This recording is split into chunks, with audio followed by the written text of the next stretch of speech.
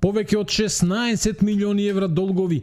Толку изнесуваат обврските на јавните комунални предпријатија во само 23 општини во земјава, отколку што ЗЕЛС успел да собере податоци.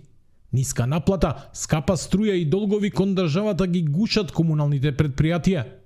Првите податоци покажуваат алармантна слика за финансиската состојба на секторот, велат од ЗЕЛС, откаде што апелираат на системски промени. Во овој момент мораме да направиме нешто, апсолутно се согласувам, да се отпишат долговите, да се овозможи плаќање на рати, ама да направиме граница до тука било. Од тука натака нема помош, нема давање. Видите, јас сум 24 години извршен директор на ЗЕЛС, ниту еден градоначалник до сега ме нема прашано имаш ли пари да исплатиш плати, имаш ли пари да исплатиш струја, имаш ли пари да ги платиш електронските системи.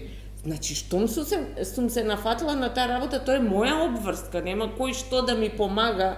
Премногу политика и недостигна државна поддршка се главните проблеми за лошата состојба на овие фирми, смета поренешниот директор на комунално предпријатие и актуелен пратеник Данило Стојчевски. Не може да бидат јавните предпријатија оставени самите совети да им ја определуваат цената. Мора да имаат фиксно определена цена која што ќе доаѓа директно од регулаторот и по таа цена граѓаните да ја платат услугата. Зошто тоа го зборувам? Советите се политички тела кои што носат, да не се лажеме, политички одлуки. Според првиот човек на регулатор на Марко Бислимовски, решавањето на овие проблеми се одложува со децении и време е за промена на концептот. Ако почнеме да ги намалуваме загубите на вода, ќе се намали и притисокот врз цената. Дека ние сега имаме, Македонија е поделена на 8 региони. Имаме еден регион во државата каде што имаме загуби од 75%. И тука нема игра.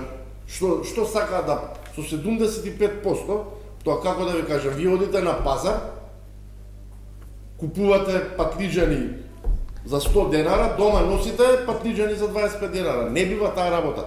Од Сдруженијето на комунални предпријатија АТКОМ алармираат и на друг проблем – стар кадар и слаб интерес кај младите да работат во вакви предпријатија.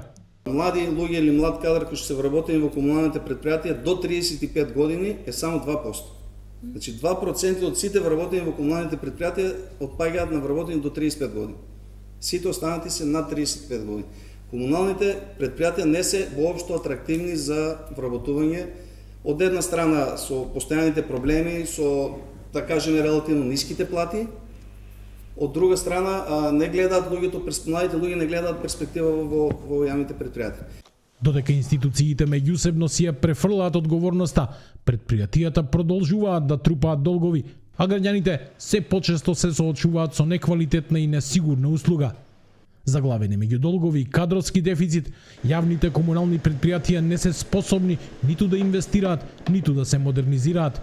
Без јасна стратегија и координирана поддршка од државата, ризикот за целосен колапс на јавните установи станува се поголем.